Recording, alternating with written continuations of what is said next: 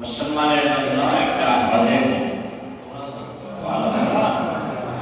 বিশ্বনবী বলেন, যদি কোনো মানুষ উযু করে জুমার দিন জুমার নামাজ আদায়ের উদ্দেশ্যে আল্লাহর ঘরের দিকে রওনা হয়, কিসের দিকে? আল্লাহর ঘরের দিকে রওনা হয়, রাসূল বলেন এই মানুষটা যেমন ইহরাম বেঁধে কাবা ঘরের দিকে রওনা হয়ে গেল। সেখানে যে মানুষ নামাজ পড়ে, তাসবিহ তাহলিয়াত করে, রাসূল বলেন এক জুমা থেকে আরেক জুমা পর্যন্ত সকল মানুষের জুমার নামাজটা সগীরা গুনাহের জন্য একটা কাফারা হয়ে যায়। আর যদি জুমায় এসে মানুষটা তওবা করে, আল্লাহ তাআলা এই দ্বারা থেকে কবিরা গুনাহ মাফ করে দেন। আর এই জুমার দিন আমরা অন্য কাজে ব্যস্ত থাকি, ঠিক কিনা?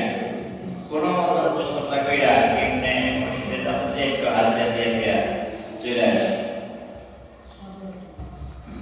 ইমাম সাহেব আলোচনা করেন, খতিব সাহেব আলোচনা করেন, যারা আলোচনা শুনে, যারা বলে কোরআন এবং হাদিস থেকে প্রত্যেকটা কথার বিনিময়ে আল্লাহ তাআলা 1 বছর নফল ইবাদতের সওয়াব দিয়ে দেন। সুবহানাল্লাহ। এটা এক মেসালা যায় না, নাম কি মেসালা? শয়তান। মানুষ যখন মসজিদের দিকে রওনা হয়, তার প্রত্যেকটা কদমে 10টা করে গুনাহ মাফ হয়। প্রত্যেকটা কদমে 10টা করে নেকি আল্লাহ তাআলা তার আমল বানিয়ে দেন। 10টা গুনাহ বলেন 10টা গুনাহ মাফ হয়, আবার 10টা করে নেকি তার আমল নামায় দিয়ে দেন। এমন কোন জায়গা কি আছে পৃথিবীতে? বলেন তো আপনারা, এমন কোন জায়গা আছে যে জায়গায় গেলে প্রতি কদমে 10টা করে নেকি 10টা করে গুনাহ মাফ? একটা জায়গা, সেটা আল্লাহর ঘর মসজিদ। রাসূল সাল্লাল্লাহু আলাইহি ওয়াসাল্লাম একবার এক পাহাড়ে উঠে সকলকে ডাকলেন, ডেকে লাল পতাকা উড়ালেন, মানুষ সমবেত হল। সমবেত হওয়ার পরে রাসূল বললেন যে আমি যদি বলি পাহাড়ের এই পাশে অনেক শত্রু আছে, তোমাদের কি উপর আক্রমণ করবে, তোমরা কি এটা বিশ্বাস করবা? সাহাবারা বলল, জনগণ বলল যে হ্যাঁ আমরা এটা বিশ্বাস করবো, আপনাকে কখনো কোনো মিথ্যা কথা বলতে শুনিনি। যদি বিশ্বাস করো তাহলে শুনে রাখো, কুলু লা ইলাহা ইল্লাল্লাহ, তোমরা লা ইলাহা ইল্লাল্লাহ বলো, এর মধ্যে তোমাদের সফলতা আছে। আর যদি না বলো, আল্লাহর দ্বীন যদি কবুল না করো, শুনে রাখো তোমাদের জন্য ভয়ানক আযাব, জাহান্নামের আযাব অপেক্ষা করছে।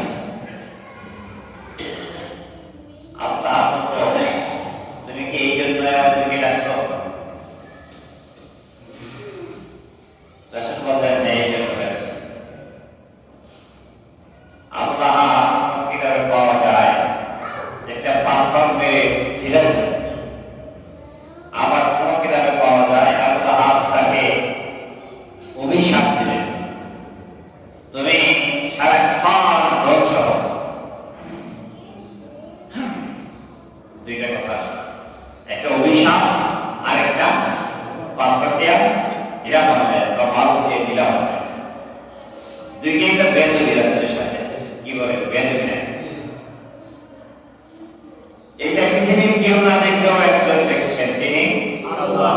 যেটা বলেন আল্লাহ।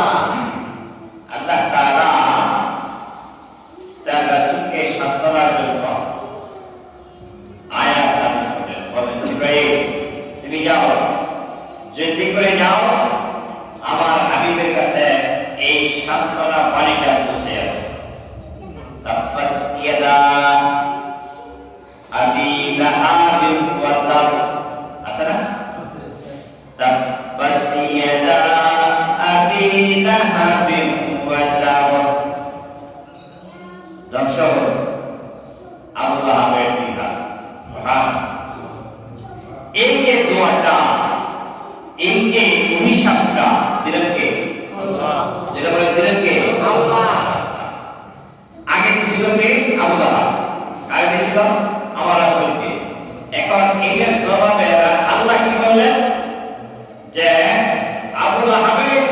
ধ্বংস হয়ে যায়। এই যে রাসূলকে ঘোষণা ছিল মাত্র 1 মিনিট বা 2 মিনিট, হ্যাঁ, আবুল আহাব শেষ না কথা বলে আবুল আহাব আছে নাই, কিন্তু আবুল আহাবের প্রতি যে অভিশাপ দেওয়া হয়েছে সারা বিশ্বে 24 ঘন্টা কোন না কোন জায়গায় সুন্নতে, নফলে, ওয়াজিবে, ফরজে যে কোন নামাজে মানুষ 24 ঘন্টায় সারা পৃথিবীতে কোন না কোন জায়গায় হয় ফরজে পড়ে, না হয় সুন্নতে পড়ে, না হয় নফলে পড়ে, না হয় ওয়াজিবের মধ্যে পড়ে। 24 ঘন্টার মধ্যে সারা পৃথিবীতে কোন না কোন জায়গায় আবুল আহাবের প্রতি এই বদদুয়া অভিশাপ চলতেই আছে, ঠিক কি না?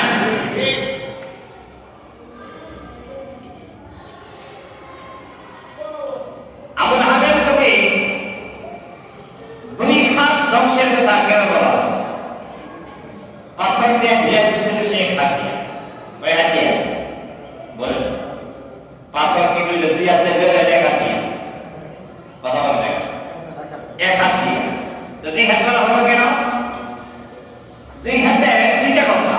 একটা কথা হলো ডান হাত দিয়ে কিছু করতে গেলে বাম হাতের কিছু সহযোগিতা লাগে, এইটা হলো একটা ব্যাপার। আরেকটা হলো আবুল আহাবের নিজের হাত, আর আবুল আহাব এই তার সাথে প্রশাসন ছিল, ক্ষমতার হাত। কিসের হাত বলেন বলেন? ক্ষমতার হাত। কিসের হাত? ক্ষমতার হাত। কিছুটা দিন আগে গেল বিতাড়িত সরকারের পিরিয়ডে তার আপনার কোন কর্মীর সাথে অনেক লোক উচিত কথাও বলতে পারে, হক কথাও বলতে পারে না, বললেই সে ক্রস করে গিয়ে থানায় লাগাইছে, যে বলছে ওসি সামনে বলছে স্যার অমুক তো একটু বাড়াবাড়ি করে, এক্সারসাইজ করে দরকার, দাঁড়িয়ে আছে না? হ্যাঁ দাঁড়িয়ে আছে। তুমি হয়ে যায়, হ্যাঁ তুমি হয়ে যায়, এটা একটু শুধু দাঁড়িয়ে তুমি থাকলেই তাকে জঙ্গি সাজানো কথা বলে সুযোগ না, দাঁড়িয়ে তুমি থাকলেই সে জামাত ইসলাম ধরা সহজ। এটা হলো ক্ষমতার হাত। এটা কিসের হাত বলেন? ক্ষমতার হাত। আল্লাহ রাব্বুল আলামিন বলে দিলেন তাব্বাত ইয়াদা আবি লাহাব, লাহাবের আবুল আহাবের 2টা হাত ধ্বংস হয়ে যায়। তার মানে হলো আবুল আহাবের হাত আর আবুল আহাব এই ক্ষমতা দিয়া কাজ করেছেন, প্রশাসন দিয়ে করেছেন, এই দুজনের হাত, এই প্রশাসন যেন আল্লাহ রাব্বুল আলামিন ধ্বংস করে দেন। সুবহানাল্লাহ। এই দোয়া কবুল হয় একটু আগে পরে, কি বলে? ওই যে একটু আগে আর তারা একটু পরে। পরে কি বলছে? মা আগায়না আদহু মালুহু ওয়া মা কাসাবা, তার মাল, তার সম্পদ তার কোনো কাজে লাগবে না, ঠিক আছে কিনা? লক্ষ লক্ষ কোটি কোটি টাকা অবৈধভাবে এই ক্ষমতাধর লোকেরা কামাই করে উপার্জন করে কেউ বাড়ির আলমারির নিচে রাখছে, কেউ খাটের নিচে রাখছে, কেউ বিদেশে পাঠাইছে, সব টাকাই এখন আর কোনো কাজে বলে লাগে। জানতে পারতেছি শেখ হাসিনা যেই দেশে, যেই ব্যাংকে, যেই জায়গায় টাকা রাখছে সব জব্দ করতে শুরু করেছে সরকার। আলহামদুলিল্লাহ বলবেন না? আলহামদুলিল্লাহ। এবং আবু জাহেলের শেখ হাসিনার অনুসারী যারা, প্রেতাত্মা যারা, তারাও টাকা পাহাড় গড়েছে,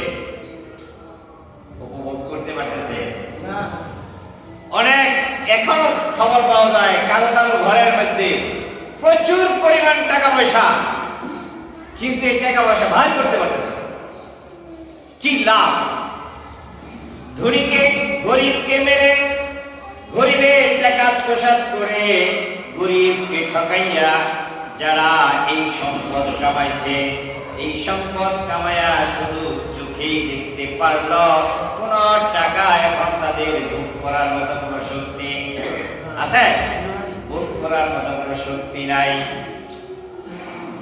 এই পৃথিবীতে, এই বাংলাদেশে আমাদের পার্শ্ববর্তী দেশ ইন্ডিয়াকে বন্ধু মেনে পেঁয়াজ 200 টাকা কেজি। কথা বলে পেঁয়াজ কত টাকা হয়েছে? 200 টাকা। আর কত খান? আজকে পেঁয়াজ কত? 30 টাকা। কথা বলেন না যায়, বাজার করেন না আপনারা? আজকে পেঁয়াজ কত? 25-30। ভারত থেকে কি পেঁয়াজ আসে নাকি? না, আসে না। এত বড় বন্ধু এই দেশের পেঁয়াজ না আসার কারণে আজকে আমরা 30 টাকা পেঁয়াজ খাই। আর ওই দেশ থেকে, কাছের দেশ থেকে পেঁয়াজ আসলে কত পেয়েছি? 200 টাকা। কত পেয়েছি? 200 টাকা। এই টাকা কে বাড়লো?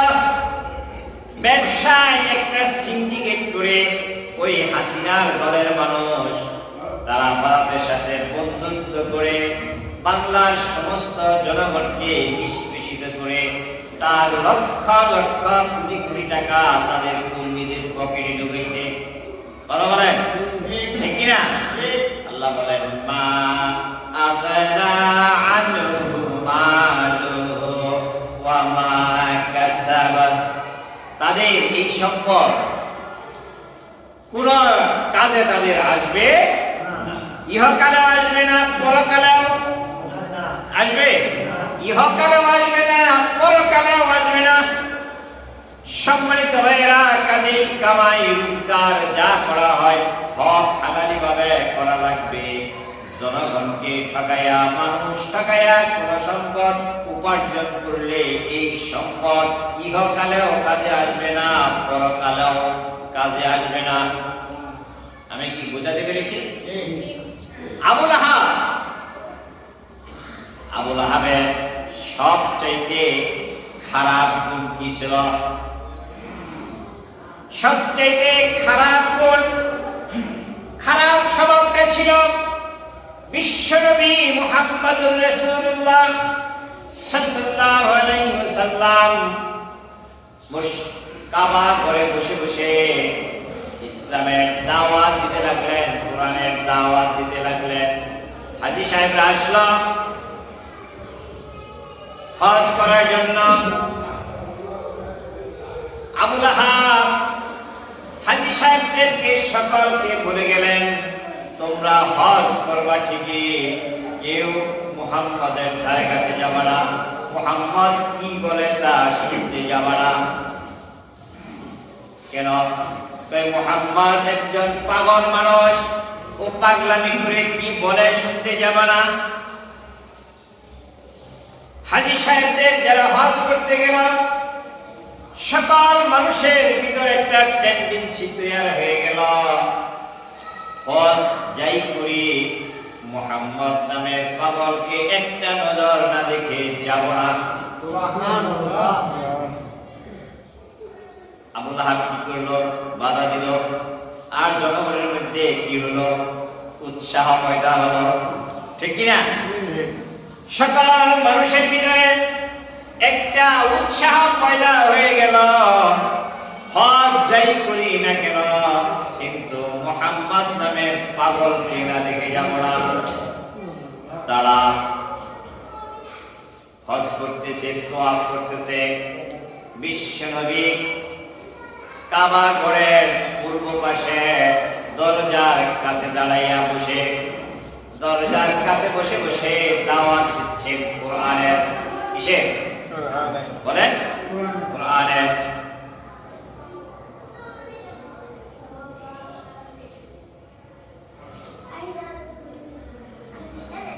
বিশ্বনবী পড়ছেন, বলেন কুল হুয়াল্লাহু আহাদ আল্লাহুস সামাদ লাম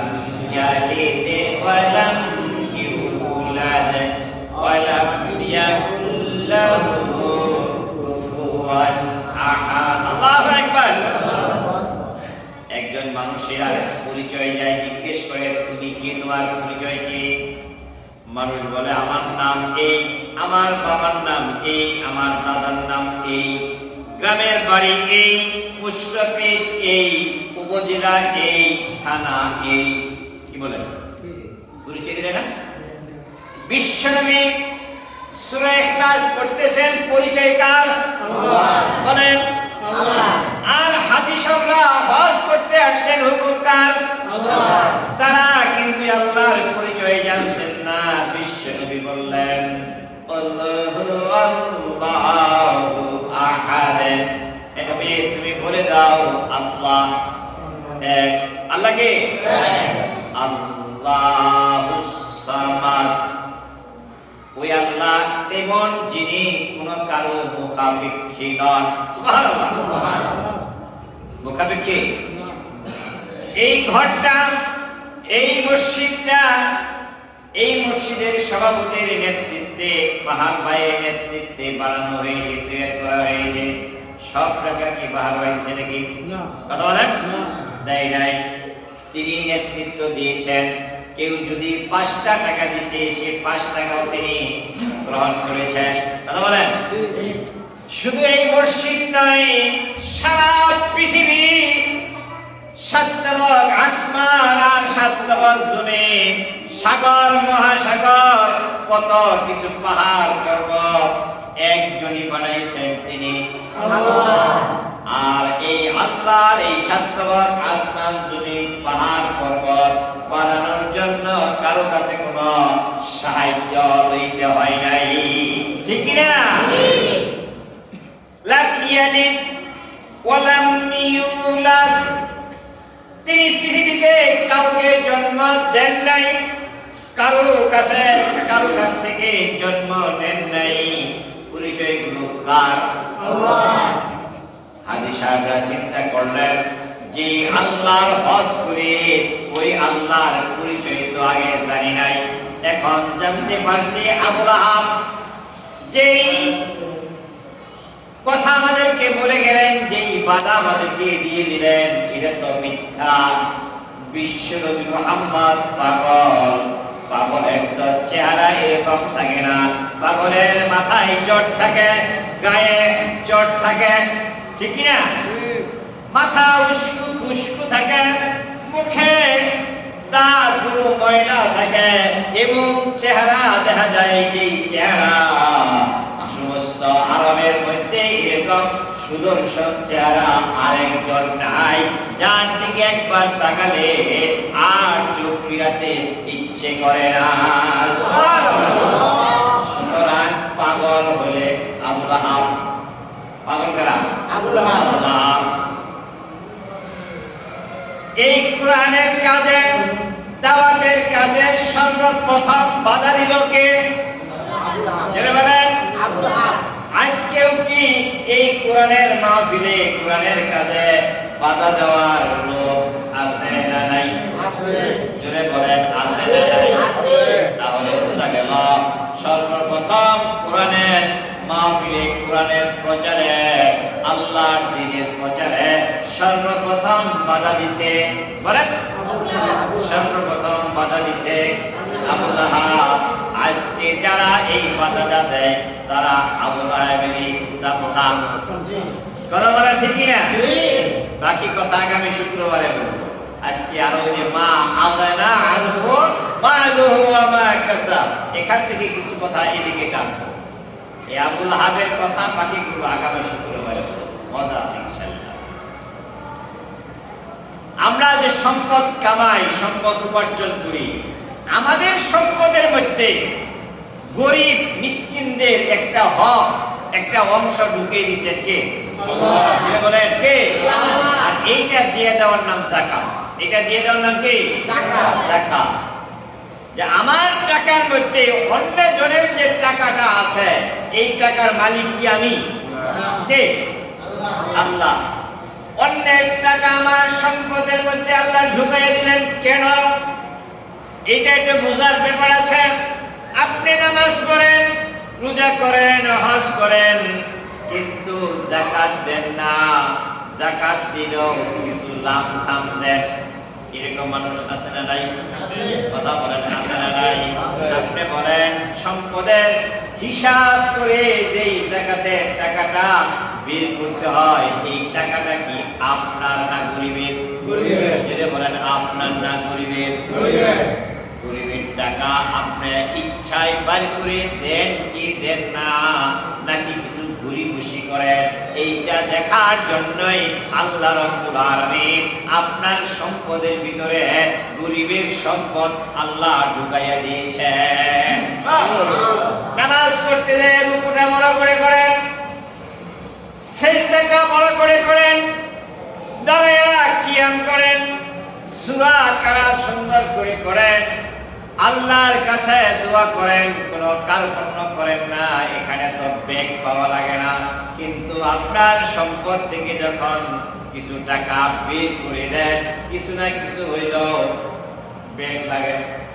কথা বলেন ঠিক কিনা? আমার দেশের মানুষ, এদেশের বহু শিল্পপতি, বহু ধনী মানুষ এরকম আছে যারা এই যাকাতের টাকা দিয়া কাপড় কিনা দেয়। আছে না নাই? যাকাতের টাকা দিয়া কাপড় কিনা, মাইকিং করে অমুক জায়গায় যাকাতের কাপড় দিতে হবে। আপনার তো এই গরিবের তো কাপড়ের দরকার নাই, এর দরকার ছিল 1 কেজি চিনি, দরকার ছিল একটা সেমাই, দরকার ছিল তার বাচ্চার জন্য একটা কাপড় কিনা। কথা বলেন, দরকার ছিল কিনা? মায়ের জন্য শাড়ি যাকাতের আনলো 4টা, ছেলের 7 বছরের ছেলের পরনে পাঞ্জাবি নাই, শার্ট নাই। আপনি বলেন মা যাকাতের কাপড় 4টা পাইও কি মার মনে শান্তি আছে কিনা? আর যদি এই যাকাতওয়ালা প্রত্যেক মানুষকে 500 করে টাকা দিয়ে দিত, 100 করে টাকা দিয়ে দিত, এই গরিব মানুষ টাকাটা পাইয়া তার ইচ্ছে মতো কাপড় কিনত, সেমাই কিনত, চিনি কিনত। বলেন এখন দরকার কোনটা? যাকাতের জন্য কাপড় দেওয়া দরকার না টাকা দেওয়া দরকার?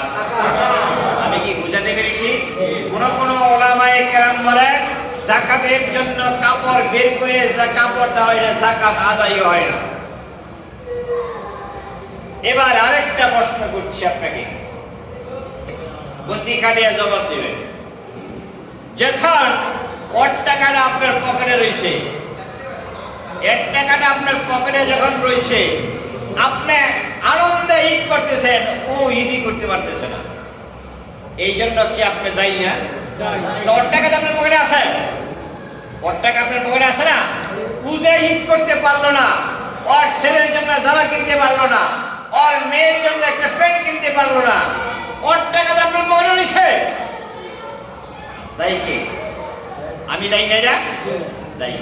সুতরাং যাকাত দেওয়া এইটা কারোর জন্য অনুগ্রহ নয়, স্পষ্ট বুঝে নেবেন। আপনি ধনী মানুষ, আপনারা যাকাত দেন, যাকাত দেওয়া আপনার কোনো ফুরাঙ্গিরি কিছু নয়। যাকাত দেওয়াটা আপনি গরিবের প্রতি ইহসান করছেন তাও নয়, যাকাত দিয়ে গরিবের প্রতি অনুমতি করলেন, অনুগ্রহ করলেন তাও নয়। এটা যাকাত দিয়ে ওর প্রাপ্যটা ওকে আপনি বুঝাই দিয়েছেন। আমি কি বুঝাতে পেরেছি কথা আপনাদেরকে? এটা ওর প্রাপ্য, ওর টাকা আপনার পকেটে রয়েছে, এই টাকাটা বের করে দেওয়া এটা আপনার জন্য দায়িত্ব। সুবহানাল্লাহ। দেখেন ইসলাম কত সুন্দর জিনিস, ইসলাম কত সুন্দর জিনিস। অনেক জায়গাতে যাকাতে কাপড় নিতে যাইয়া মানুষ উড়াউড়ি করে মরে। কি সভাপতি সাহেব রেকর্ড আছে এরকম? লাইন ধরছে মানুষ, এটা কারাই আমি যাকাত দিতেছি, আমি কাপড় দিতেছি, এটা মানে আলাদা একটা ফুলাঙ্গিরি আর কি। অমুক শিল্পপতি, অমুক চেয়ারম্যান, অমুক মেম্বার যাকাত দিতেছে, কাপড় দিতেছে, এটা একটা আগলা একটা ফুলাঙ্গিরি না, এটা করা যাবে না। আপনি একটা আপনার যাকাত বের করেন, যাকাত কেমনি বের করবেন তার ফর্মুলা বলছি, ভালো করে শুনে রাখেন। যারা ব্যবসা করেন আপনার যেই দোকান ঘর আছে এই দোকান ঘরের কোনো জাকাত নাই। বুঝেন? কল্পনা বুঝেন? আপনার যে দোকানের ঘর আছে এই দোকানের ঘরের কোনো জাকাত নাই। আপনার থাকার যে বাড়ি আছে এই বাড়ির কোনো জাকাত নাই। আপনার চলার একটা হোন্ডা আছে এর কোনো জাকাত নাই। আপনার চলার একটা প্রাইভেট কার আছে এর কোনো জাকাত নাই। আপনার বউয়ের, আপনার মেয়ার, আপনার ছেলের বউয়ের এই ৩-৪ জনের মিলা আপনার কাছে ৭.৫ ভরি স্বর্ণ অথবা ৫২ ভরি রূপা অথবা এই সমপরিমাণ সম্পদ আছে, আপনার উপরে যাকাত ফরজ। বোঝা গেল কথাটা? যাকাত নিয়ে ভালো করে মাসআলা বুঝেন। দোকান করেছেন, দোকান ঘরে কোনো যাকাত দেওয়া লাগবে না। দোকান ঘরের মধ্যে যে মাল আছে না, কোন দোকানে ৫ লাখ টাকার মাল আছে, কোন দোকানে ১০ লাখ টাকার মাল আছে। এই মাইকটা একটু সাউন্ড একটু বাড়িয়ে দেবো, মাসআলা ভালো করে বুঝে নেবেন। আপনারা যে দোকান ডেকোরেশন করেছেন এই ডেকোরেশনের কোনো যাকাত দেওয়া লাগবে না। আপনার দোকান সাজাইছেন, এর কোনো ফ্যান দিয়েছেন, দোকানে ফ্যান আছে, ফ্রিজ আছে, সরি কি বলে এসি আছে, এর যাকাত দেওয়া লাগবে না। কিন্তু দোকানে যে মালামাল আছে বিক্রির জন্য, ফ্যান বলেন, টিভি বলেন, এসি বলেন, পেঁয়াজ বলেন, মরিচ বলেন, ভুট্টা বলেন, ধান বলেন, চাল বলেন, যাই আছে সব কিছু নিয়ে এইগুলো গুণে যদি আপনার কাছে যাকাত পরিমাণ হয়, অর্থাৎ এই ৭.৫ ভরি স্বর্ণ অথবা ৫২ ভরি রূপার সমপরিমাণ সম্পদ হয়, তাহলে আপনার উপরে যাকাত ফরজ। বুঝতে বাকি আছে? কথা বলেন।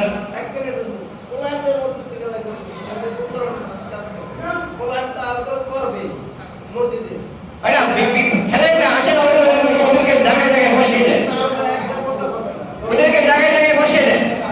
এই বাচ্চারা, তোমরা সামনে আসো, সামনে আসো, সামনে আসো, সামনে আসো। এই আপনারা বড় যারা আছেন তাদের কাছে কাছে বসা, তাদের ভিতরে ভিতরে বসা। এই ছেলেরা এদিকে আসো, এদিকে আসো, এদিকে আসো, এদিকে। ওদেরকে ভিতরে ভিতরে বসা, ভিতরে ভিতরে বসে দেন। একজনের সাথে আরেকজনকে বসতে দিন না। তোমরা দুজনের জায়গায় বসো, একজনের বসে না। এখন শুনি, আজকে কোন গুরুত্বপূর্ণ কথা বলছি, মাথায় অঙ্ক বলছি। অঙ্ক কি মাথা ঠান্ডা করে? অঙ্ক আপনি ব্যবসা করতে দেয়া, আপনি কারোর কাছ থেকে মাল বাকি আনছেন, এটা কি আপনার ঋণ না? এটা আপনি ঋণ। আপনি কাউকে বাকি দিয়েছেন, এটা আপনি পাওয়া। আপনি যাকে বাকি দিয়েছেন এইটা যোগ করবেন। এদিকে বুঝেন, আপনি যাকে বাকি দিয়েছেন এইটা আপনি যোগ করবেন। আপনি যার কাছ থেকে বাকি এনেছেন এই টাকা যোগ করবেন, কারণ ওই টাকা তো আপনার না। আপনি যে একজনের কাছ থেকে 20 লাখ টাকার মাল আনছেন, এটা কি আপনার? মালিক কি? ওই আপনার একজনকে 20 লাখ টাকা বাকি দিয়েছেন, এর মালিক কে? আপনি। এর মালিক আপনি। সুতরাং যা বাকি দিয়েছেন আপনি মানুষের কাছে, জনগণের কাছে যা পাইবেন এটা যোগ করবেন। জনগণ আপনার কাছে যা পাইব এটা মাইনাস করেন। প্লাস মাইনাস করার পরে আপনার কাছে এখন যোগ মানে রেজাল্ট কি আছে, এই রেজাল্ট যদি ৭.৫ ভরি স্বর্ণ অথবা ৫২ ভরি রূপা এই সমপরিমাণ হয়, তাহলে আপনার উপরে যাকাত ফরজ। এই কথাটা একটু বুঝতে একটু সমস্যা হয়েছে কিনা বলেন?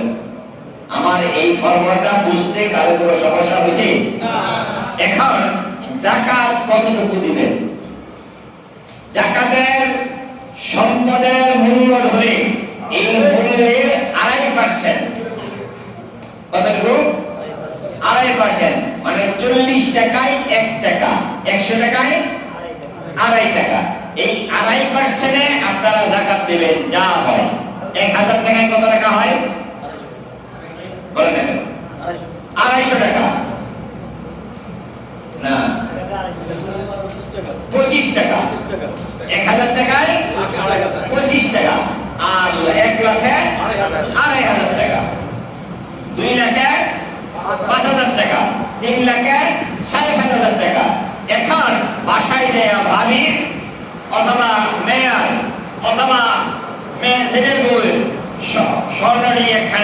কিন্তু আপনি এখানে করবেন, এখানে করিয়া দেখবেন স্বর্ণ কতটুকু হয়।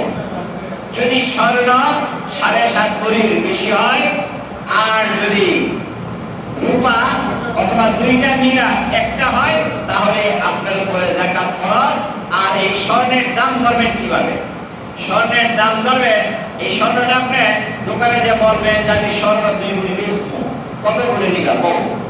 এই বিক্রির যে দাম, কিনার দাম একটা, বিক্রির দাম আরেকটা। এই বিক্রির যে দামটা, এই দামটা আপনি ধরবেন।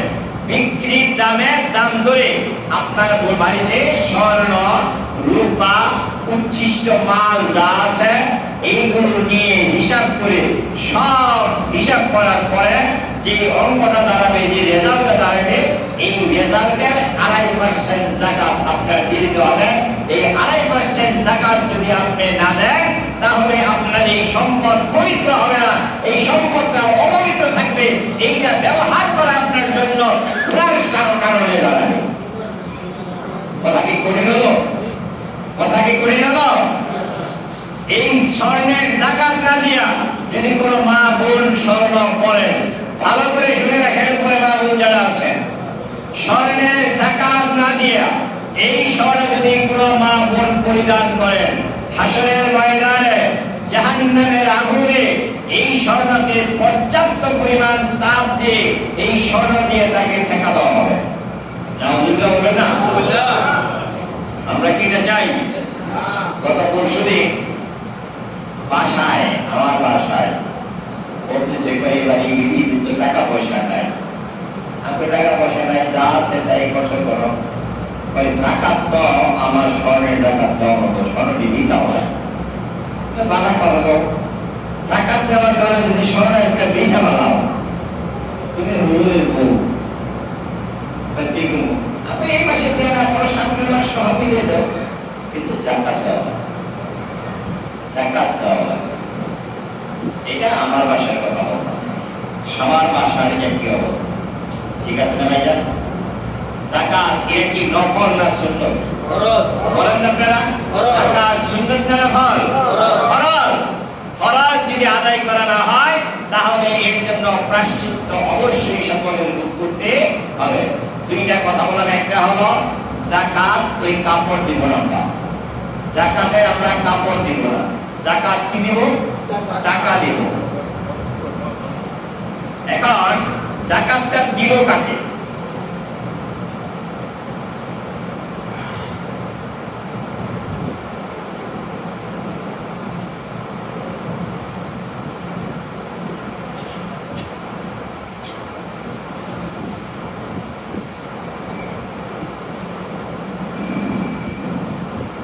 অনেক সম্পদশালী আছে নাবালক, আছে এরকম সম্পদশালী কিন্তু সে নাবালক, নাবালকের উপরে যাকাত ফরজ নয়।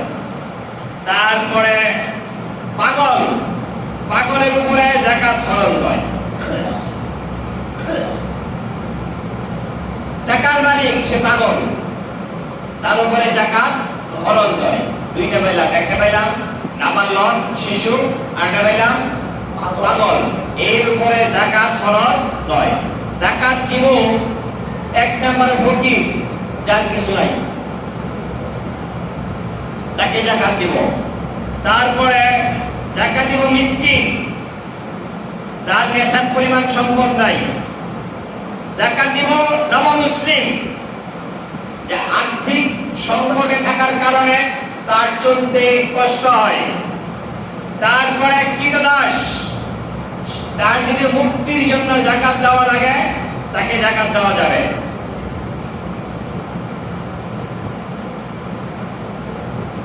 যাকাত আপন জন যদি কেউ থাকে, আপন মানে শরীকের মধ্যে আছেন এরকম প্রতিবেশী, আপন জন, যতটুকু সম্ভব তাদেরকে আগে দিবেন, যতটুকু সম্ভব তাদেরকে আগে দিবেন। আরেকটা মাসআলা আমি বললে এইটা অনেকের সাথে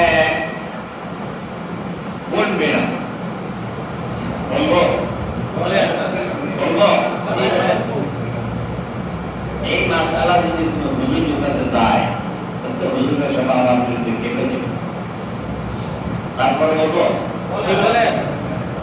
এখন অধিকাংশ জায়গায় যাকাত গুলো মাদ্রাসার ফান্ডে দিয়ে দেওয়া হয়। আসলে এরকম মাদ্রাসার ফান্ডে দেন। আপনি ইচ্ছে ভাবে নিজে দেখে কোন এতিম সন্তান যদি হয় তার লেখাপড়ার দায়িত্বটা আপনি নিয়ে নেন। আপনার মতো মানুষ, বিশেষ করে আমার সভাপতির মতো মানুষ এই ইচ্ছে করলে 5টা ছাত্রকে পড়াতে পারে। কি বলেন? পারে না? 5টা ছাত্রকে বলবে যে বাবা তোমার বছরের লেখাপড়ার খরচ আছে, মাসে মাসে তো আমার কাছ থেকে নিতে হবে। কিন্তু এই যাকাতের সময় এই টাকাটা আপনার বাড়ির পাশে এক লোক গরিব মানুষ, তার চাল কেনার টাকা নাই, তার ডাল কেনার টাকা নাই, তার চিনি কেনার টাকা নাই, সে ঈদ করতে পারবে না, ঈদের দিন একটা মুরগি কিনতে পারে না, এইটা সরকার আগে দেখা দরকার। কথা বলেন ঠিক না? কিছু মানুষ আছে সে চাইতেও পারে না, কইতেও পারে না। আছে এরকম? মানে ব্যক্তিত্বর কারণে একজনের কাছে যাকাতের টাকা বলবে যে আমরা যাকাতের টাকা দেন, এটা সে বলতেও পারে না, কষ্ট করে। এইগুলো আপনারা বিবেকবান যারা আছেন আপনারা দেখে যদি মনে করেন তাহলে যাকাতের টাকা দিলে সে তার পেস্টিসে লাগে, আপনার টাকাটা দিয়ে দিন, বলে দিয়ে দেন যাকাতের টাকা দিলাম। এই জন্য আপনার যাকাত আদায় হবে না এমন নয়। আর কেউ কেউ এই মাসলাটা এইভাবে বলেন যে যাকাতের টাকা বলে না দিলে তার যাকাত আদায় হবে না। এই মাসলাটা 100% ভুল। কিছু মানুষ ব্যক্তিত্ব সম্পন্ন আছে, তার যাকাত খাওয়ার মতো যোগ্যতা আছে। আপনি জানেন যে মানুষটা যাকাত খাওয়ার মতো যোগ্যতা আছে, এই মানুষটা গরিব, সে সেমাই কেনার ক্ষমতা নাই, সে একটা মুরগি কিনতে তার ক্ষমতা নাই, তাকে না বলেই আপনি যাকাতের ফান্ডের থেকে আপনার যাকাতের টাকা থেকে 500 টাকা 1000 টাকা তাকে দিয়ে দেন, ভাই তুমি এই টাকাটা দিয়ে ঈদ করো, তুমি সেমাই চিনি যা লাগে কিনো, আদায় হবে। আমি মনে করি, এটা আমার ব্যক্তিগত মত, আমি মনে করি ওই যে মাদ্রাসায় যে টাকাটা এক ফান্ডে দিয়ে দিলে এর চেয়ে বেশি কাজ হবে এই যে গরিব আপনার বাড়ির পাশে ঈদ করতে পারে না তাকে দেওয়া। আমার সাথে কি আপনারা এক কথা সাপোর্ট পাইলাম, হুজুরের বিরোধিতা করে আমার লগে করব, কি বলেন? সাপোর্ট পাইলাম আপনাদের, এটা করা যাবে তো ইনশাআল্লাহ। রাসূল সাল্লাল্লাহু আলাইহি ওয়াসাল্লাম বাড়ি বাড়ি ঘুরে ঘুরে দেখতেন, তোমার কি বাজার আছে? আমি মুহাম্মদ আছি, তোমার বাজার করে দিব। অনেক বড় ঘটনা, সেদিকে যাওয়ার মতো সময় নাই। আপনি তো এত বাড়ি বাড়ি ঘোরার দরকার নাই। আপনার বাড়ির পাশে 10টা বাড়ি আপনি ঘুরে দেখেন, এই 10টা বাড়ি থেকে 5টা বাড়ি পেয়ে যাবেন যে এই 5টা বাড়ির মধ্যে তাদের ঈদ করার মতো সামর্থ্য নাই। সম্মানিত হাজিরিন, আমি এক কথা সামনে লম্বা আগাতে চাই না। আপনাদের কাছে আরো আলোচ রইল, আমরা ঈদের আগে যতটুকু সম্ভব এখন থেকেই তাদেরকে, তারা তো ঈদের কিছু কেনাকাটা করবে। আরেকটা জিনিস বলছি, শাড়ি কাপড় দেওয়ার, লুঙ্গি দেওয়ার অপকারিতা, অপকারিতা। আপনি শাড়ি কিনছেন 400 টাকা করে, বোঝেন এদিকে বোঝেন, শাড়ি কিনছেন 400 টাকা করে, শাড়ি কাপড় 400 টাকা কিনে যায়? কিনা যায় না। যাকাতের কাপড় যদি কিনেন কত করে কিনবেন? কমপক্ষে 400 টাকা কিনেন। আমি প্রশ্ন করতে চাই আপনাকে, আপনি ধনী মানুষ, প্রশ্ন করতে চাই, আপনার বউয়ের জন্য কি কাপড়টা 400 টাকা কিনছেন? তাহলে এই গরিব দেখে বলে 400 টাকা কাপড় কেন কিনে দিলেন? এটা তার একটা অপকার করছেন। 1 নম্বর অপকার করছেন, এটা অপকার করছেন। 2 নম্বর হলো আপনি কাপড় 400 টাকাতে কিনছেন, এই আপনার বাড়ি একটা লইছে, ওর বাড়ি একটা লইছে, ওর বাড়ি একটা লইছে, কাপড় লইছে বলেন 3টা 4টা 4টা না, 4টা কাপড় কিনতে লাগে কাল লাগে না। সেই পয়সা আড়াই টাকায় গিয়ে দোকানে গিয়ে বেচছে 400 টাকার কাপড় 250 টাকা, 200 টাকা, সবাই 200 টাকা, 400 টাকার কাপড় হলো বেচতে কত? 200 টাকা। এই 200 টাকা যে লস করলো, লাভ করলো দোকানদার, কিন্তু ঠকলো গরিব। ঠকলো কি? গরিব। এই 400 টাকা যদি আপনি কাপড় কিনে না দিলেন, এই 400 টাকা যদি এই একজনকে আপনি হাতে দিয়ে দিলেন, সে কিন্তু 1 কেজি চিনি, 1 কেজি সেমাই, 1 কেজি দুধ কিনা সকলে মিলাচ্ছে, আর এই 200 টাকা আরেক লোকে খাইতো না। কথা বলেন ঠিক কিনা? ঠিক লঙ্গিও এরকম। আমি একবার মাদ্রাসাতে আমার চেয়ারে বসা এক হিন্দু থেকে মুসলমান হয়েছে এক মহিলা আইসা আয়া আমি প্রিন্সিপাল আমার চেয়ারে গিয়ে আমার কাছে দিয়ে বসছে, হুজুর আমি মুসলমান হয়েছি, নতুন মুসলমান, আমার কাপড় নাই, ঘোড়া নাই, দপ্তর নাই, আমার একটা কাপড় কিনে দেন, আমি নামাজ পড়ব। পরে চিন্তা করলাম, তার কথা শুনে আমি বলে গেলাম, আমার শিক্ষকদের রুমে নিয়ে বললাম যে যা পারেন দেন, 5 টাকা 10 টাকা যে যা পারেন দেন। সবাই আমার কিছু কিছু দিয়েছে, এতে করে আমার 200 টাকা হয়েছে, 10 টাকা 20 টাকা দিয়েছে, 200 টাকা হয়েছে। আমি আর 200 টাকা বলে 400 টাকা দিয়া ওই মহিলার একটা কাপড় কিনে দিয়েছি। কাপড় কিনে দিয়া বললাম যে যাও নামাজ ঠিক মতন করবে, ভাই হুজুর নামাজ পড়ি, আমি 5 ওয়াক্ত নামাজ পড়ি। আমি আমার ফ্যামিলি থেকে আমার বের করে দিয়েছি, কাপড় নিয়ে সুন্দরে বেরিয়ে গেছে গা। পরের দিন আমার মাদ্রাসার এক ম্যাডাম আমার কাছে যে হইতেছে, হুজুর কাপড় কত দিয়ে কিনছেন? আমি বললাম কেন? ওই যে কোন হিন্দু থেকে মুসলমান হয়েছে মহিলারা যে কাপড় দিলেন কত দিয়ে কিনে দিয়েছেন? আমি 400 টাকা দিয়ে কিনছি। ভাই আমরা ওই এলাকায় যাই গরিব বাড়িতে এক কাপড়টা 200 টাকা দিচ্ছি, পয়সা দাম হয়ে গেছে। তারপরে আমার সভাপতির কথা হয়ে গেছে, আমি এসে কথা 400 টাকা, এরকম ধান্দাবাজ অনেক আছে, এই ধান্দাবাজের পাল্লায় পড়া যাবে না। আরেকটা জিনিস জানি না আপনাদের সাথে আছে কিনা, এলাকায় আছে কিনা, এগুলা দেখবেন, বিশেষ করে যারা নেতৃত্ব দেন তারা দেখবেন, এই যাকাতের টাকা উঠাইয়া সে সুদে লাগায়। আছে?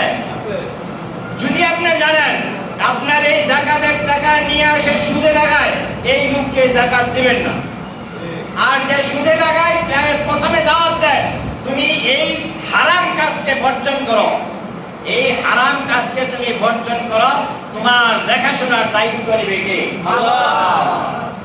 আল্লাহ তোমাকে সৃষ্টি করেছেন, মানুষের যাকাতের টাকা তোমার উপরে খাওয়ার জন্য তোমাকে খরচ করা হয়েছে, তুমি খাইতে পারবা, তুমি সুদ খাও কেন, সুদে লাগাও কেন?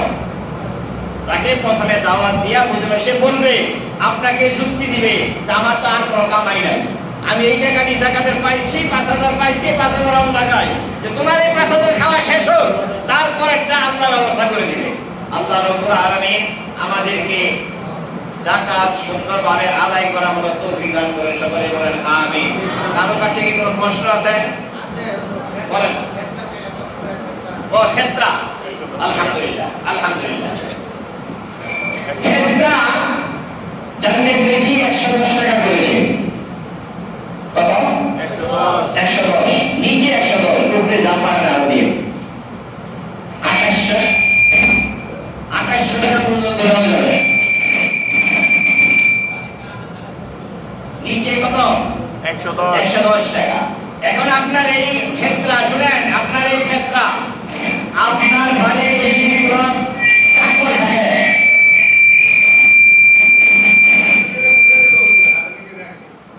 মাসিক যদি কোনো চাকর থাকে, কোনো কাজের মেয়ে থাকে, তার ফেতরাও আপনাকে দেওয়া লাগবে। আপনার ছেলের, আপনার মেয়ের, আপনার বউয়ের, আপনার ছেলের বউয়ের সবার ফেতরা আপনাকে দেওয়া লাগবে। দুই নম্বর হলো, একজনের ফেতরা ভাঙ্গা 10 জনকে দিতে পারবেন। একজনের ফেতরা ভালো করে বোঝেন, ভাঙ্গা একাধিক মানুষকে দিতে পারবে। আবার আপনার বাড়িতে 10 জন আছে, 10 জনের ফেতরা একজনকেও দিতে পারবেন। মাসলা পরিষ্কার?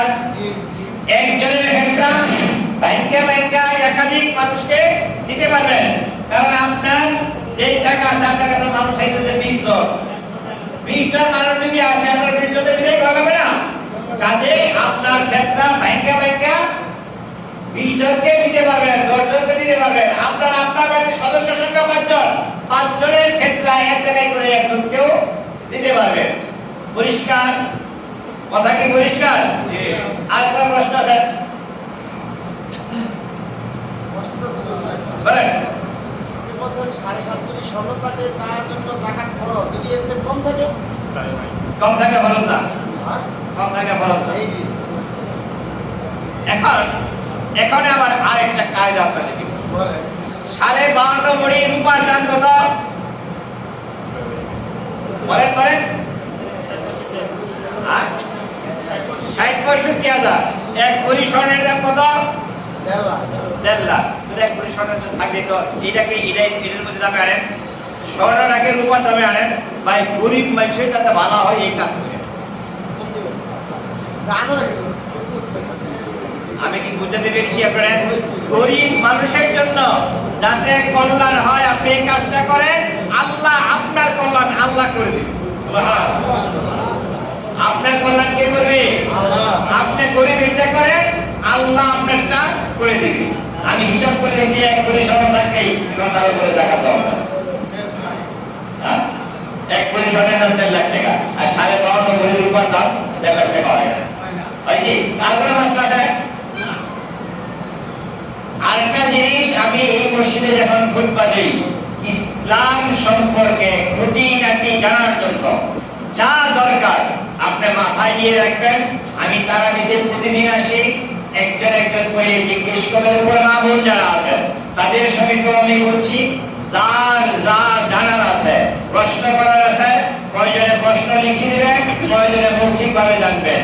না যাই না ইসলাম না যাই না এই সম্পর্কে বিভ্রান্তি কোনো কিছু ছড়াবেন না। রাজি আছেন ইনশাআল্লাহ? আমার যদি কেউ মনে করে হুজুর একটু টেস্ট করি কিছু জানে কিনা, টেস্ট করি, তবে আমি কিছু জানি না। আমার যদি টেস্ট করার চান তাহলে আমি কিছু জানি না। আপনাদের খেদমতের জন্য, আপনাদের খাদেম হিসাবে যা দরকার, মাসলা মাসাইল যা দরকার, যেভাবে দরকার, আমি আজকে জানি না এটা বলবো, আমি কালকে কিতাব দেখি সব জিনিস আমার মাথায় সবসময় থাকবে, এবার কোনো কথা আছে? আছে না মাথায় আজকে? আমার একবার এক লোক প্রশ্ন করলো, শোনেন, আমি আপনার ইয়েতে বসি দরুদ শরীফ পুরোপুরি পড়তে পারি নাই। বুঝলেন? আমাকে মাসলা প্রশ্ন করলো, আপনার ইয়েতে করেছি দরুদ শরীফ পুরোপুরি পড়তে পারি নাই, অর্ধেক পড়ছি, ইমাম সাহেব সালাম ফিরিয়ে ফেলছে। এখন কি আমি দরুদ শরীফ শেষ করে সালাম ফিরাবো নাকি ইমাম সাহেবের সাথে সালাম ফিরিয়ে ফেলবো? ইমাম সাহেবের সাথে। আপনাদের সুন্দর করে বলে ফেলেন যারা আছে, আমার মাথায় কাজ করে একটু পরে একটা নতুন লেখা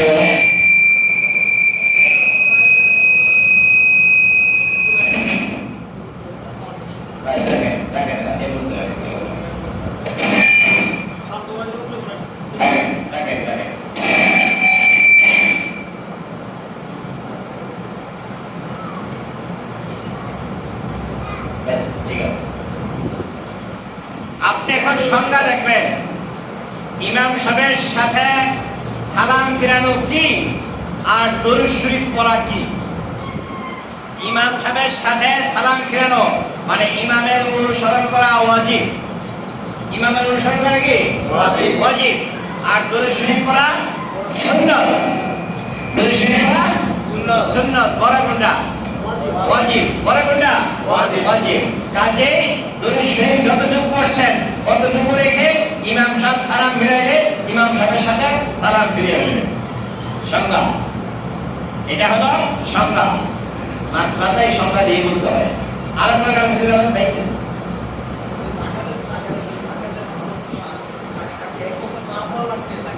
হ্যাঁ 1 বছর পার হওয়া লাগবে।